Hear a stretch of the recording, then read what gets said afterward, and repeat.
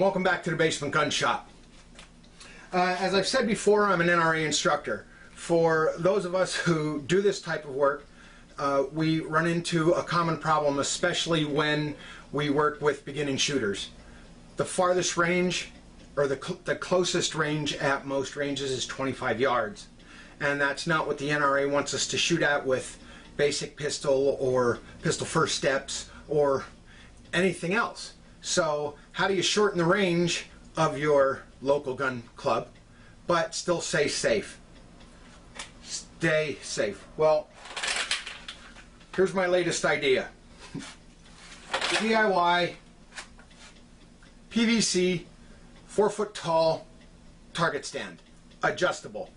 And what do I mean by adjustable? Well, nobody ever just shoots at a champion diamond target, or no one ever just shoots at a hop sighting target, and no one ever shoots only at a Birchwood Casey miniature silhouette. The problem is the hops target is 12 inches, the champion target is, I'm sorry, this is 14 inches, the champion target's 16 inches, and these are 18 inches long. So what do? Well, I came up with, you know, there's lots of plans for do-it-yourself target stands running around the internet, and by and large they're all pretty good. The only problem is they're not adjustable. Well, I hopefully came up with a way of making mine adjustable. And what you do, or what I did, is this. I took two 10-foot sections of PVC.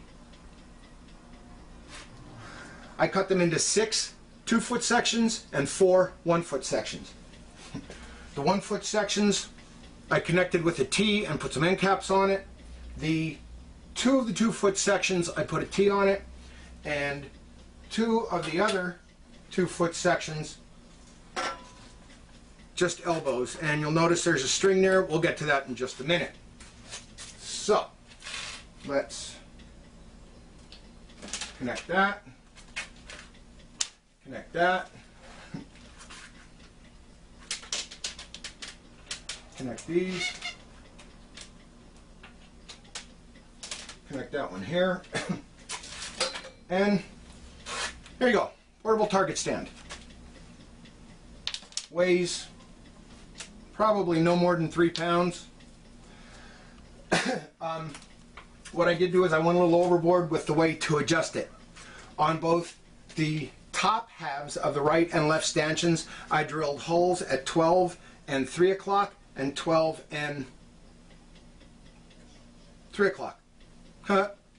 Although Mod 2 revision, or I guess it would be revision 1 of Mod 2, is going to have the holes drilled at 12 and 9 on the right hand side and 12 and 3 on the left hand side. So let me pan down here just a little bit so you can see what I'm talking about. Hopefully you can see what I'm talking about.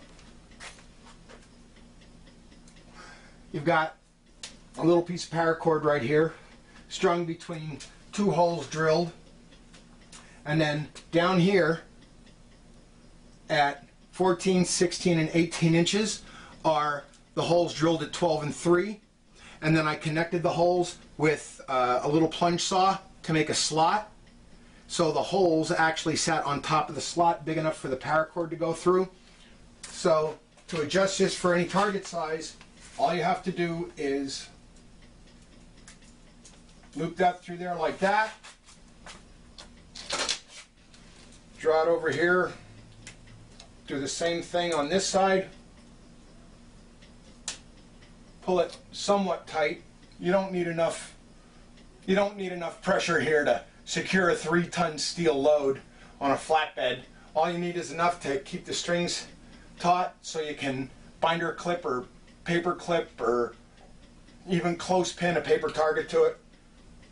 And then I got one of these fancy schmancy little closures. You just pull that up, like that, so it's against the plastic. Wrap it down and around once or twice, and you're good. And so there it is, adjusted, all set up, ready to go for a 12-inch hop sighting target. If I need to adjust it for one of the others, one of the larger targets, I can just undo this, drop it down 2 inches or drop it down 4 inches, and then I have 16 and 18-inch targets, and then refasten it the same way. As far as cost, it was rather economical. As far as the PVC parts themselves, including tax, we have 6% sales tax on stuff here in Pennsylvania. The PVC parts was $10.69.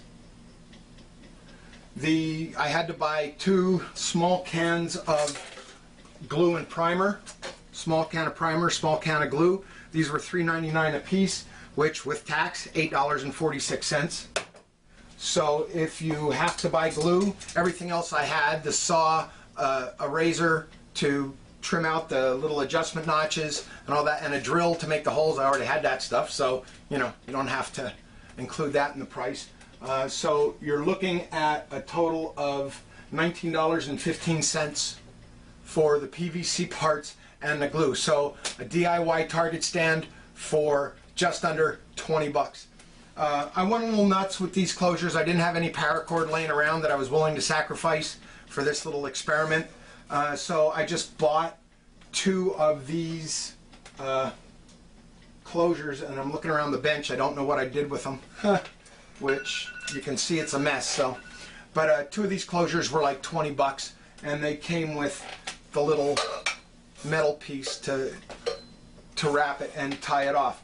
So basically you're talking, if you want to go that route, 30 bucks. You could even just knot the paracord or make those notches going down instead of up, so that you can just pull it down and then wrap it back around, so you know, whatever you need to do so it stays tight and it can hold your targets. So there's my latest experiment. One thing I did that I didn't mention is all the fittings where they're not being glued, I cut some strain reliefs at 12, 3, 6, and 9 o'clock in the fitting itself, only because when you put PVC together, it gets tight and it gets to be a real ridiculous project just to unscrew them. And this is Schedule 40 PVC, the kind you use in drain pipes in your house, and it does crack easily. But so I wanted a way to just give them a little twist and pull them right apart easily enough so that I didn't have to worry about them breaking or cracking or anything like that. And my my way to accomplish that was just to notch out the